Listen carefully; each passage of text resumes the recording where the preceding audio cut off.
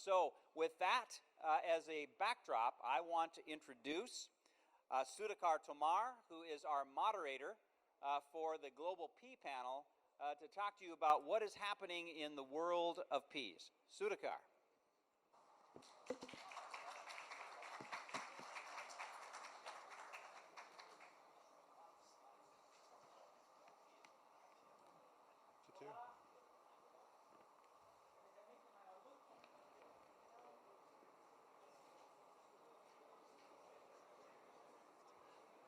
Hello. Hola, good afternoon, salam. Here we are to talk about global pea outlook.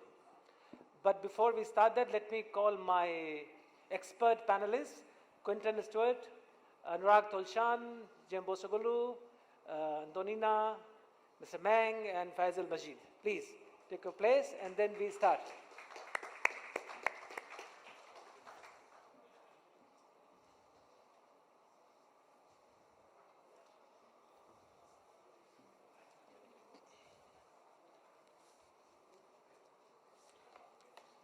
Ladies and gentlemen, in peas we are facing through some major swing factors. We are looking at India, the destruction of demand. We are looking at emergence of China. We are looking at emergence of alternative origins, Black Sea. And still, despite these challenges, we see the traditional exporters are still pumping up the volume and they're not going down. But before I do that, let me also introduce my panelists. And I'll start with the my lady on the panel. Antonina is from Ukraine. She represents Ukrainian Growers Association. And within her scope, she has more than 500,000 hectares of farming acreage, which gives close to 250,000 tons of peas. So that's a very important quantity which she represents. And whenever she is not doubling as UPA spokesperson, she talks to animals. She's an expert animal psychologist. Moving on to my next expert panelist in alphabetical order is Mr. Anurag Tulshan. He's a fearless trader.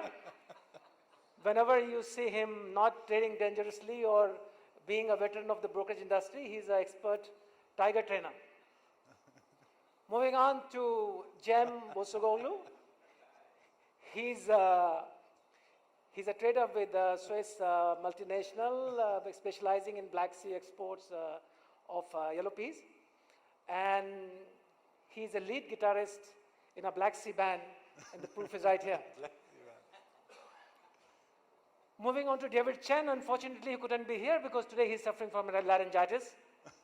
So we have his able representation, Meng, who has the full brief from him. But he told me that if there's any issue, any problems, David is somewhere right there, and we'll make him talk. And finally, we have Faisal from Pakistan. He comes from the second generation of a very, very famous brokerage house. And he is an expert communicator. Whenever his email is off, he relies on disruptive technology of pigeon mail. And last but not the least, we have our Quinton Stewart from Viterra. Close to 1 to 1.5 million tons of peas pass through him. So that makes him about 20% of the global mover or shaker of the pea trade. And he is an expert in riding animals, even if they're immobile. So with a mixed bag of year for the peas, when we have good news, bad news, confusing news. So my humble suggestion and the request to all you to give peas a chance.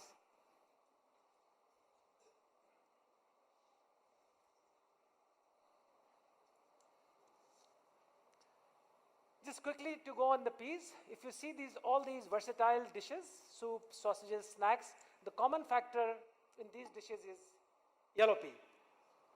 Not only this, we saw a nice documentary from Tim, Beyond burger. The peas go in these beautiful, delicious burgers which taste like meat. Flavored pea milk in different flavors. Not only pea, protein drinks, butters, so the unimaginable and innovative usage of peas, and even the pet foods. Traditional trade flows have been disrupted. So this is a bit dated slide. Lots of volumes and channels are changing. This is a global pea production chart. If you compare the 2019 numbers versus 2018, this is the crop year, the production is pretty much similar or stable, close to 2 to 3% difference in production, with Canada leading the pack, followed by Russia and the traditional suppliers in EU. And India is not a very large grower of peas, close to about 4 to 500,000 tons. I'll send you this by email and WeTransfer and all the mails possible. The split between the green peas and yellow peas is about 90-10. 10% is green peas. Production is led by Canada, US, Argentina, and other crops. And so about, I would say, 8 to 10% of the green peas between the mix of pea complex. Canadian yellow peas, this is, I have some questions which of course I'll come back to Quinton on the peas, on the split and why despite prices not being favorable, the biggest market vanishing from the market landscape, what is the compulsion or what are the realities why Canada is still growing more peas, in fact a tad more than last year. So this is the overall world pea supply demand. Compared to last year, we are about 2% more peas available to us. There's a slight difference if you add the green peas and yellow peas total, there's about 200,000 tons less. So one of my friends who saw my presentation, he said, where are my missing peas? Those are the other peas, the marrow-fed peas, the maple peas, so those you will not see here. But otherwise, all are here. A special case for India, if you see 2018 and 2019, there's a huge reduction in the imports, and that is only because in 18 months' time, the pea has become very regulated commodity in India, despite being the cheapest protein per capita availability in terms of pulses. So for India, we have a very able representation in form of Anurag, who will give us some sense, and also we have Indian government representation here, so we will have a robust discussion on that one. Now,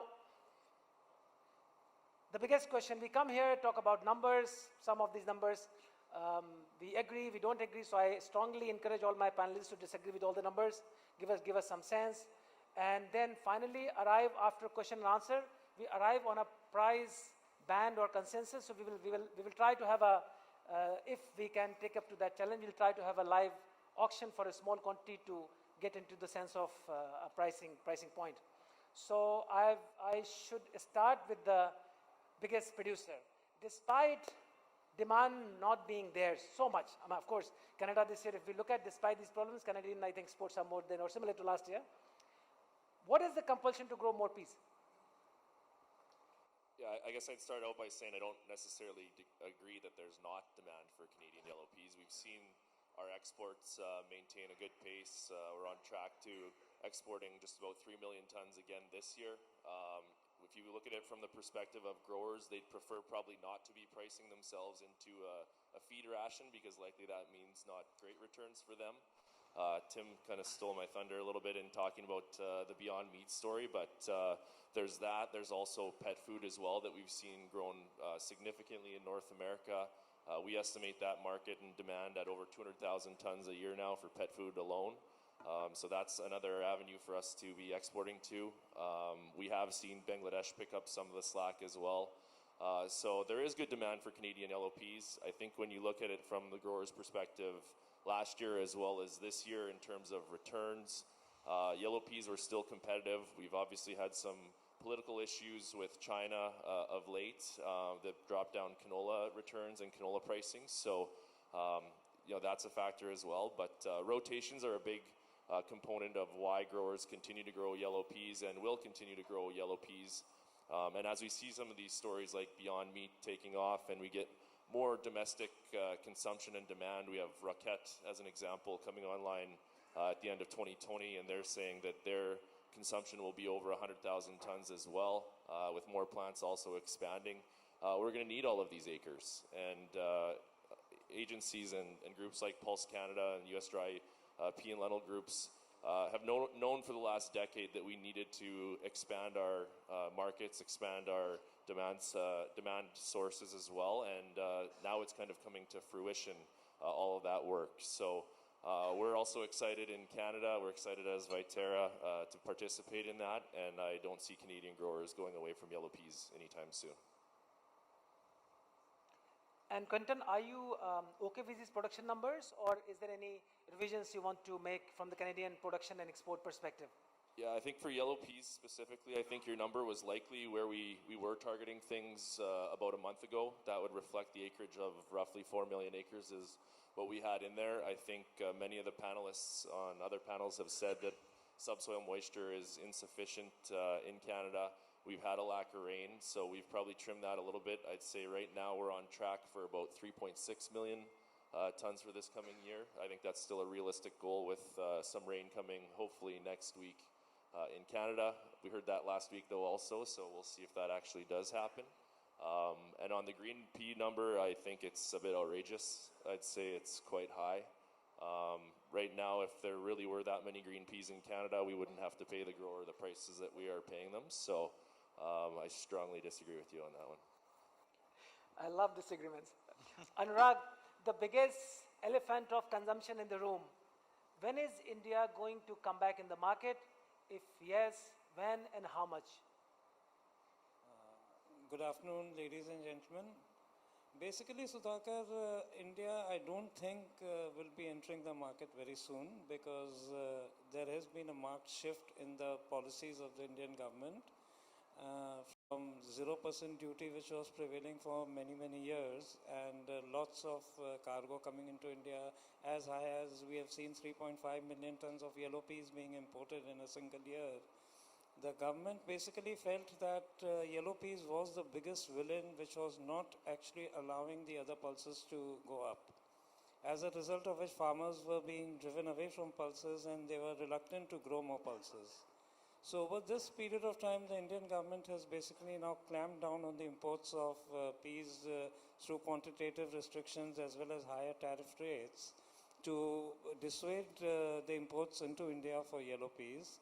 As a result of which, you have seen that the productivity of desi chickpeas, which is the most important pulse as regards India is concerned, the quantities of desi chickpeas have gone up, and the consumption, we are seeing a shift from yellow peas to desi chickpeas. So the government at this moment is, I don't think, in a mood to allow imports of yellow peas to happen. The quotas which were to be announced for 150,000 tons have still been held on, and they have said that they would review and come back maybe in another couple of months' time. So I really don't think that India will be in the market very soon. Going forward, yes, there are some concerns as to the quantity of chickpeas and to are available later during the festive season or immediately after that. At that time, the government might be induced to go in for imports of yellow peas, because that will be the only pulse available readily in big quantities across the world. And how the government would like to import into India would be a question which is very difficult to answer at this moment. It could be either through the trade, or it could be through G2G mechanism, or it could be through international tenders being floated by the government. And I have one more question for you, but that you can come back later. Okay. That despite these restrictions, the prices of desi chickpeas, which was the main initiative for prices to go up, it has still not gone up that much. So that you can come back later. But in the meantime, Okay. Cem, give us some sense what is happening on the Black Sea, and give us some musical commentary. Well, welcome everyone. Thanks for listening to this beautiful group of people, despite the jokes that Sudhakar has given. Well, for Russia, I slightly disagree with you, the number that you have given. So far, the production is expected to go slightly higher. I would call it's between 2.3 to 2.5 million metric tons. But in Russia, the main issue is we don't know what is the local consumption for the peas. And the more we have peas, if the price is more competitive to the feed grains, basically to the corn, barley, etc., the demand is really growing up in Russia. As you know, 3 years back, Russia has issued some sanctions to import meat of European Union and from Western world. So that's why the pork herd and other feed demanding industry is growing a lot in Russia recent years. And that's why I suppose, even though we have a bigger production, we may not end up having a very huge change in the export numbers. And the export numbers, of course, I expect to be between 0.5, 0.6, around this number, million metric tons, I speak. Thank you very much. Antonina, now please, I'll speak very slowly. Please tell us thank what you. is happening in Ukraine, how much is the production going to be this year, and what are the export prospects, and if there is any sense into the pricing, please. Hello to everybody.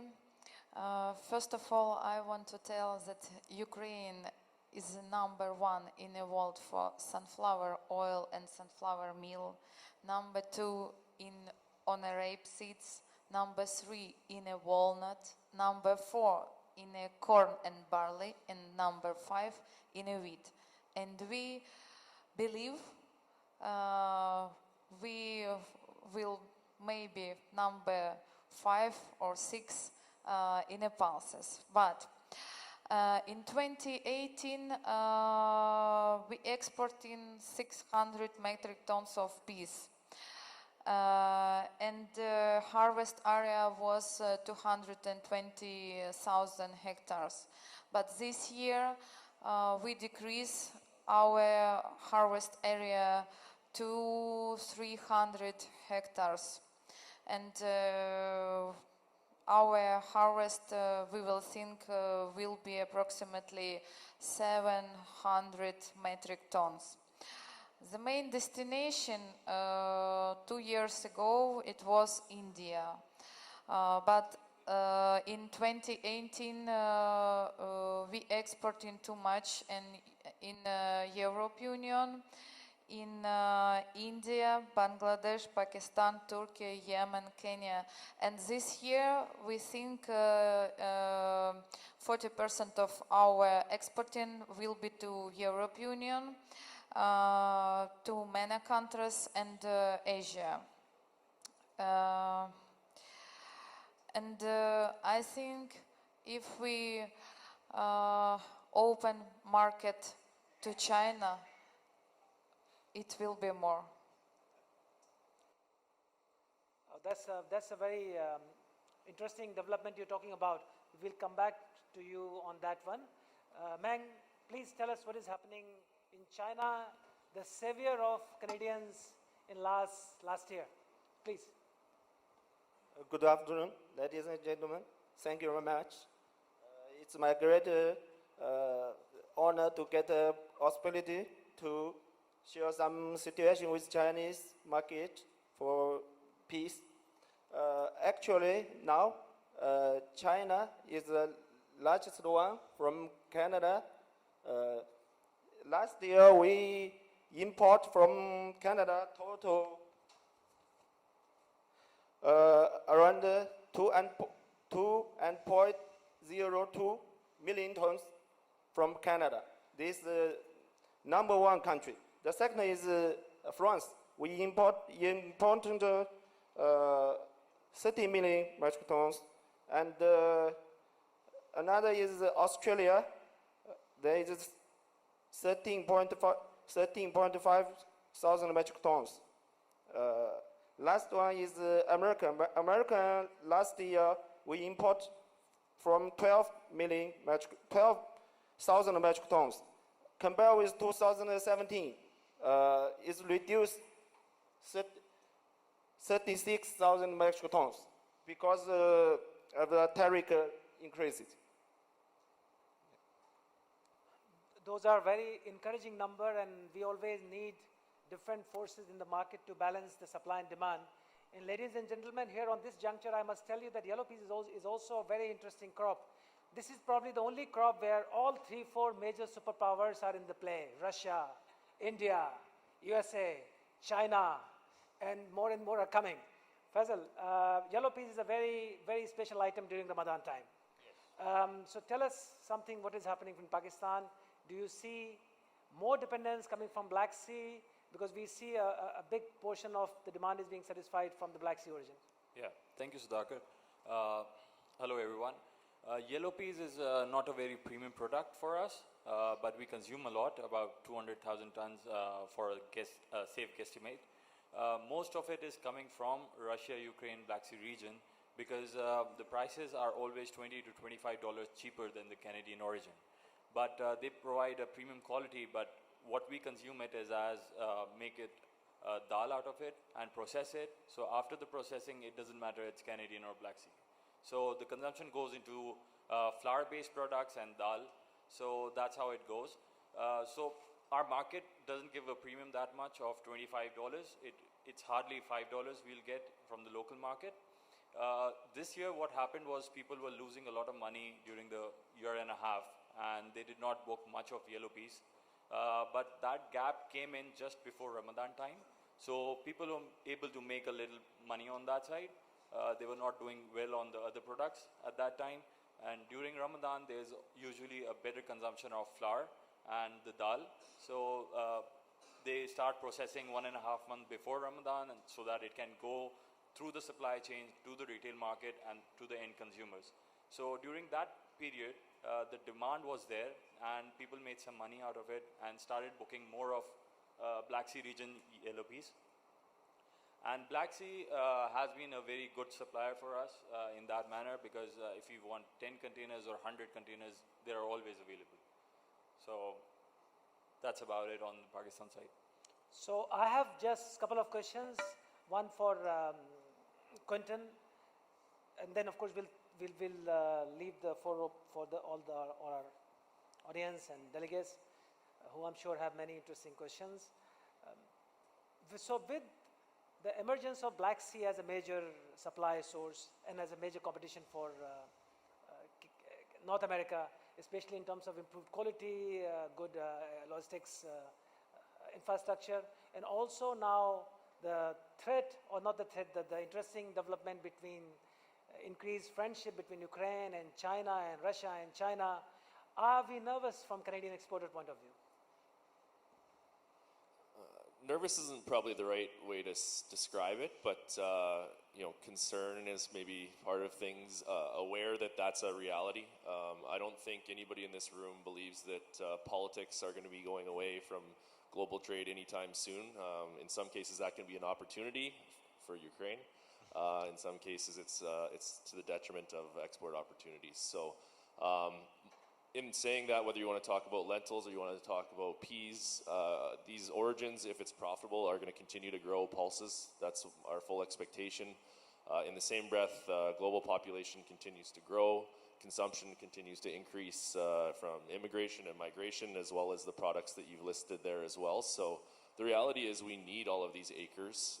I don't believe that we're going to get to the point where from a genetics perspective, we go GMO. That's obviously one of the main selling features of pulses in general, over and above being a meat alternative or gluten-free. So I think that that's going to be a big part of things that we will need to continue to see expansion of acres, and it's not just about competition. There are obviously other commodities that are looking at the same thing, whether you want to talk about corn globally, soybeans as well. So there are always times where we get ahead of ourselves, and those are the times where these politics can become far more challenging. But ultimately, I think that there's a space for likely all of us to have some piece of the pie and likely at some profit. Yeah, I guess you're right, because any challenging environment throws open new opportunities, innovative uses to create new markets. So I definitely agree with you on that one. Anurag, now despite a restrictive regime on the yellow peas imports for obviously the domestic right reasons or what the regime of a particular country feels right to protect its farmers and consumers. Despite these restrictions, the prices of desi chickpeas in India did not go up. That was the main objective and intention. So give us some sense into that.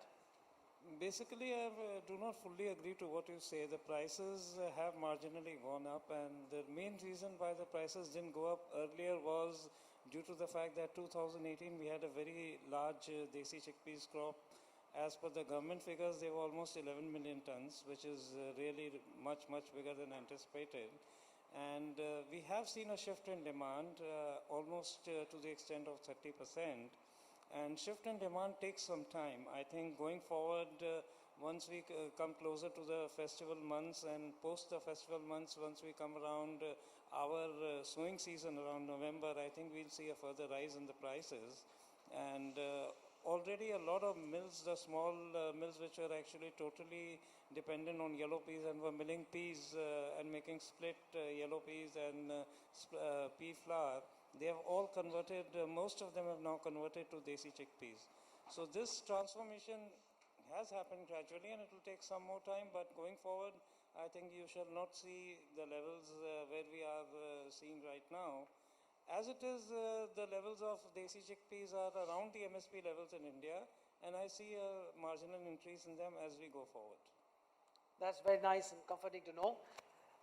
We have, we will go for questions and answers from our delegates and audience, and after that we'll come back and we'll get some sense into the pricing. So yeah, if you have any questions, we can.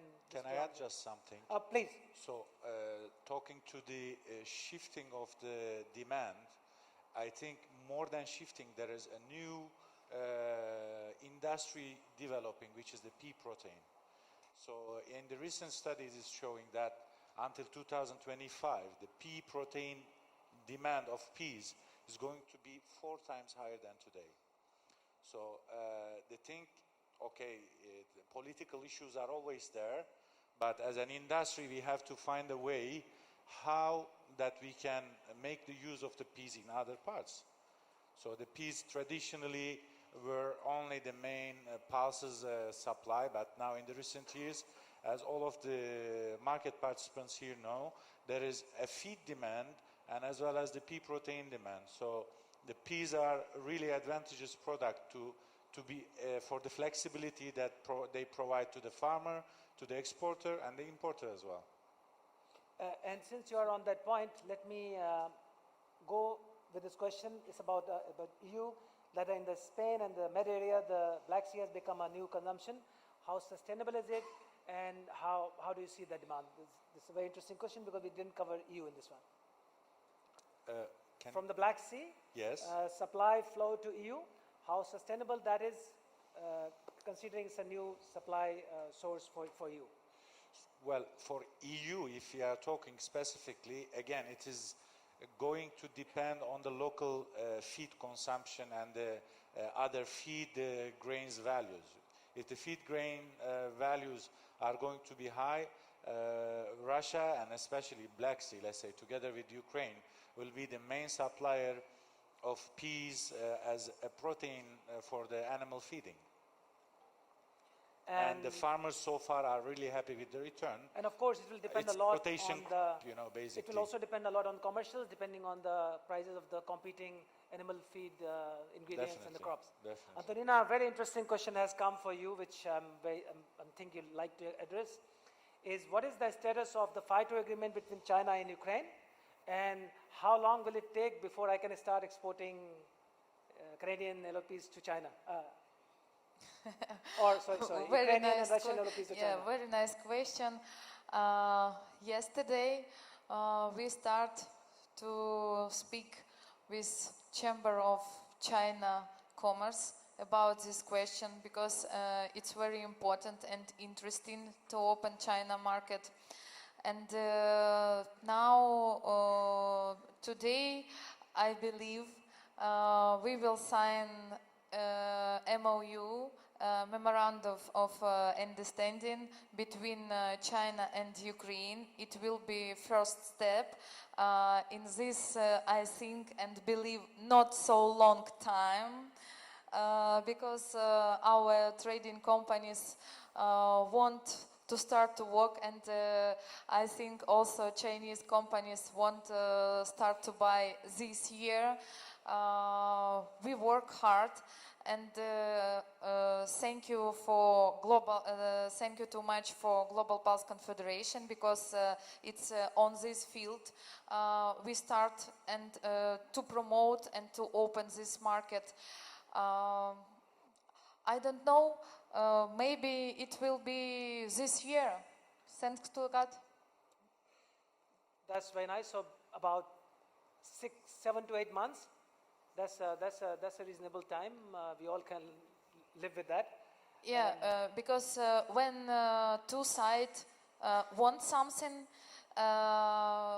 every side can push, and this question is decided. And I think it will be in our. It will be from our side and from China's side, and we to have a decision. And it is a very nice thing to note that this is happening under the aegis of Global Pulse Confederation, where one of the main objective and the mandate is to create better and less bureaucratic market access for the produce between the exporting and importing countries. So it's very heartening to note. There was another question follow-up to that for David. Meng can answer. If David is feeling better, he can also answer. What is the status of fractionation or the processing capacity expansion in China? How many tons is being processed now, Meng, and how much is more coming up? Actually, China, for the raw material to produce pure protein, starch and pure fiber is one of the main usage. At present, Chinese PSD processing factory is being built or are building in total of 11. But now, normally, the operator of only 5 to 6. The deep processing capacity of bees in Shandong is especially these factories from Shandong province. The region is about 500,000 metric tons. By the end of 2019, an additional 200,000 metric tons of capacity is expected to be added. By then, the deep process capacity of peas in Shandong region in Shandong province will reach around 700,000 metric tons. So those are big numbers, which obviously will create a bigger market for the peas from all over the world. That's very nice to know. There's a question for Quinton and also for David. I think, Quinton, you can take this question. It says, since Canada is experiencing political problem on the canola, and I think there is also some issue happening on the meat side. So is pea also coming under the hot seat within that scope, or I think we are okay with the peas? There were some concerns that started likely 3 months ago now, I think, from the alerts to Pulse Canada and US Dry Pea and Lentil. Many of those were containerized products at first. From what we know, everything did actually make its way into China. So to date, we haven't actually seen tangible issues and import restrictions as of yet. Certainly, as we've seen in any political situation, if there is escalation, then we could see some more issues. So I think some of the buyers were reluctant to purchase Canadian peas for a period of time through March through June. But then we did start to see product going into both the feed and food markets for China. So to date, we're still able to export to China, and there haven't been any major concerns that have been brought up to this point, but it certainly could become a factor for new crop going forward. I think on the feed side, we're starting to price ourselves out of that market anyways, just with what's going on in soybean meal prices as well. So I think that's going to curb some of the export opportunity to China anyways, at least for the next couple of months. And I'm not much worried because we have a very good market access facilitator, GPC, which if there is anything happens, we have help right at hand. So we don't see any issue in that. There's a question for Faisal, which is a very interesting question. It's from Todd Lees from Australia. Is there any differential in splitting and milling efficiencies between different origin peas, Russian, Ukrainian, and Canadian? Basically, what is the yield differential between these different origins? Thank you, Todd. It's a very good question. Actually, as I explained, that the only premium we are getting from Canadian yellow peas in our local market is of $5 only. So that $5 is also split into two categories. Actually, when we buy cargo from Canada, we get DTHC prepaid, right? So that is a $2.5 portion of that $5. And due to the quality, we get that other 2.5%. So that makes a total of $5 differential on the price if we see a Black Sea region cargo and if we see a Canadian region cargo. So $5 premium, yeah, that's a. In the local market, we can only get $5, so that's the problem. There are some repetition of questions. How much, how much yellow peas you expect China to import next year, given variety of origins and your production, your projection in now peas? due to trade with America, United States, so also Africa some problem with so China maybe 2019 will drop to 1.5 to 1.6 million metric tons green peas, yellow peas. Ladies and gentlemen, very good news. 1.5 to 1.8 million tons of import possibility from China. A big thanks to China. Big thanks to China. One door closes, another door opens. These are the market factors.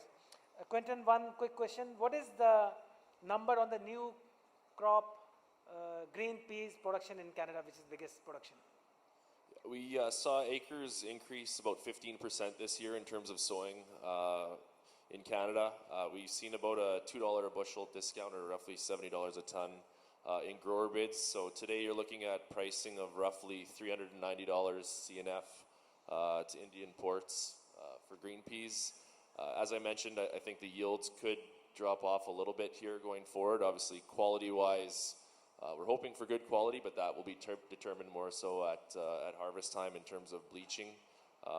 If you look at the carryout for this year, as I mentioned, I don't think the numbers in production were accurate on the slides, but we'll be under 30,000 tons of a carryout this year, which is effectively nothing. Antonina, I think we need to look at the Ukrainian number again.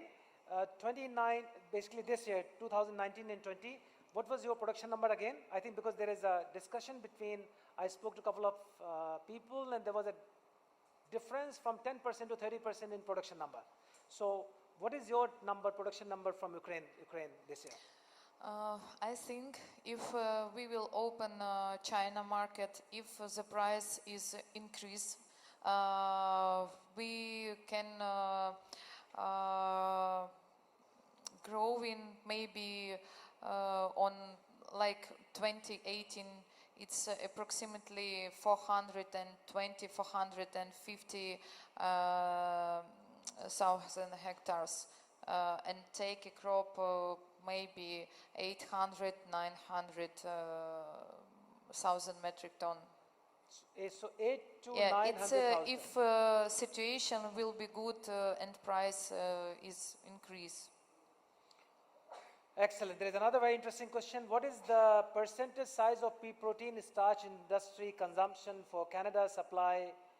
What is the perspective for nearby terms? I guess this question can be answered in two ways. One is, what is the domestic demand? What is the starch and pea fractionation industry doing in Canada, within Canada, which is domestic demand is always good for a country to increase the domestic demand so that they are not dependent on external forces all the time. And then, of course, globally. So let's talk about within Canada, what is the protein starch industry available now, and what is the forecast for that? It's a bit of a open-ended question, I guess, because it is certainly growing dramatically, and even when we talk about all the opportunities for Beyond Meat and these other products, it's hard to quantify exactly how many tons that really means in a short period of time. I've heard people say that this market is over 100,000 tons today in North America, but there's other people who believe it's significantly higher than that. What we have seen is that most companies that are in the business are looking to expand that capacity, and that will grow in the short term. As I mentioned, Rocket has had the biggest announcement in building over a $400 million plant in Manitoba that's supposed to come online in fall of 2020, and that's over 100,000 tons that would be added to that list.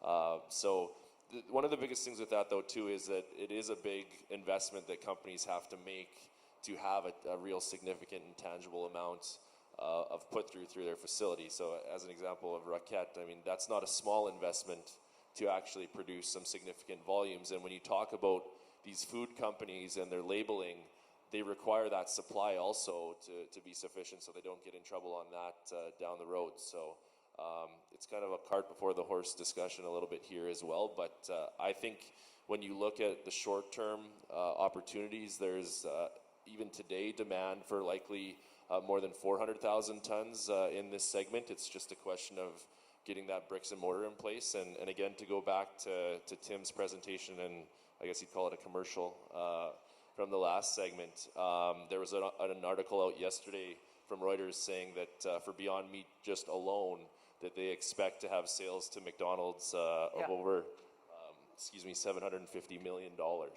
Just that one company. And you're also seeing a number of other companies jumping in. Tim Hortons, Carl's, which you mentioned as well, A&W in Canada is doing it. There's countless companies that are looking to add to this. So I do see this as something that is really going to get going in the next 3 to 5 years in terms of consumption. And I don't know, I saw somewhere a couple of weeks back that the 2020 projection in Canada is about 750,000 tons of fractionation processing. There was a question on the Spain, what level the yellow peas become attractive for the feed industry. That is a bit related to what is the price of the competing feed ingredients, barley, wheat, feed wheat, so that's related to that. There is a question from Nadeem for Anurag. How many tons of yellow peas are sitting in the bonded warehouse in India? I think approximately maybe 45 to 50,000 tons Very small should quantity, be in bonded warehouses. Because And also, Sudhakar, I would like to state something to all the people here. From the Indian government's perspective, you have to understand that they are in a very difficult situation. It is not that they are closing or shutting their doors to the entire world, but what they are trying to do is to set their house in order, and they do need some time, and they are just trying to maintain the proper checks and balances. And it is not that we'll be shutting down all the imports. Imports will happen. Things are very dynamic these days. Opportunities come and go. Things keep happening, and there will be so many opportunities that India will be in the import market in a bigger way because consumption also will increase. We have a huge population of almost 1.3 billion, and to keep everyone happy is a very difficult task. So I feel that, you'll be really amazed to note that even if consumption per capita goes up by 1 kg per year, we are looking at an additional demand of 1.4 million tons. So that is huge, and we are not going to increase our crop size by this every year. So definitely there will be demand for imports. Government will definitely look into these matters. They will change their policies. But yes, there will be some consistency going forward, and I think we should wait for that. You are absolutely right on that point, and he's right in pointing out that the population of 1.3 billion people in India, for those who are probably not aware, that 68 to 70% of this population is included in agriculture. They are directly or indirectly dependent on agriculture. Unfortunately, this population contributes only 18% of the GDP. And government has this dual task of giving a remunerative price to the farmers, which constitute almost 68% of the population, and also keeping the prices low for the middle class and the urban poor. So this is a very difficult task and easier said than done. And government is not a machinery, or it's not a for formula that they can get it right all the time, but yes, efforts are there to keep these balances. That's why you see these changes. But yes, going forward, the more and more participation will happen with the government bodies, with the industry confederation like Global Pulse Confederation, and we had very healthy discussion with all the representatives of the government who are here. And the more open, transparent, and information sharing is between both these entities, sooner we'll be having the solution. For example, India is importing 15 million tons of edible oil, and this has been going for a long time, and the dynamics is pretty much balanced there, and in entire Malaysian, Indonesian, and the Black Sea oil industry is thriving with the support of a very large market like India. These are repetitions of the questions. Faisal, due to shorter transit time, is it safe to say that Black Sea peas have replaced Canada? On the transit time, it's not only the transit time but the price as well. But on the transit time, I'll like to share my views that if we buy from Russia or Ukraine, it takes about 25 to 30 days to reach Karachi port. And if it is in transit from Turkey, it's loading via Turkey, it takes 10 days lesser, so it's about 15 days. And if we are buying from Canada, so it takes about 45 days in the voyage time, and when you book it, then it goes to the loading port, it takes about 4 weeks.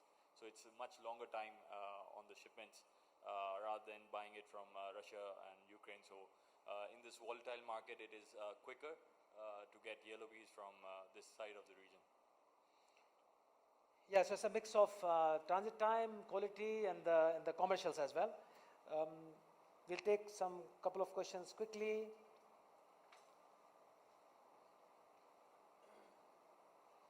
Let's go. So, in global production of yellow peas, you have mentioned others and very high tonnage. Pretty much in all the countries you have pea demand, pea production, even in Pakistan, in Bangladesh, in Nepal, every country is peas. And there are 214 countries in the world. If you take even 75% of these countries, pea is a very easy crop to grow. And even if smaller tonnages you put together, with you reach that number. In India, what about the native demand of yellow peas? How is it being catered? So this year, I think Anurag has already said this, that this demand is being catered with a mix of other pulse crop, especially desi chickpeas, and that's why you do not see, that's why you see this demand being catered by this yellow peas demand.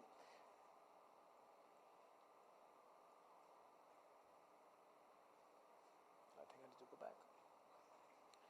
Can I go back to my presentation, please? Yeah, yes, that's what we are coming at, the price for 5 FCL new crop, so that we can get some sense into price discovery.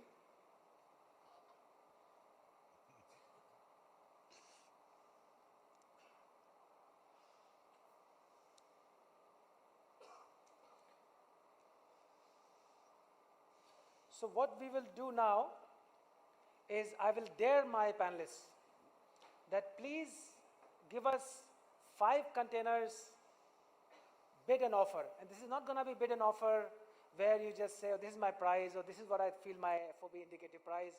I will say, I'm willing to put my neck out, and I want to sell 5 containers of yellow peas, new crop, for earliest shipment at $100 a ton, wish that, on a CIF these destinations, or at $10 difference, I'm going to buy. So those who are fearless and brave enough, they can put this number, and you never know, you might have somebody in the audience who can buy. And we have a very strong, robust contract, GPC contract number 1. Andrew Jacobs is here, our past president is here, Mr. Hussain Aslan. If there is any problem, we'll fix the problem. So,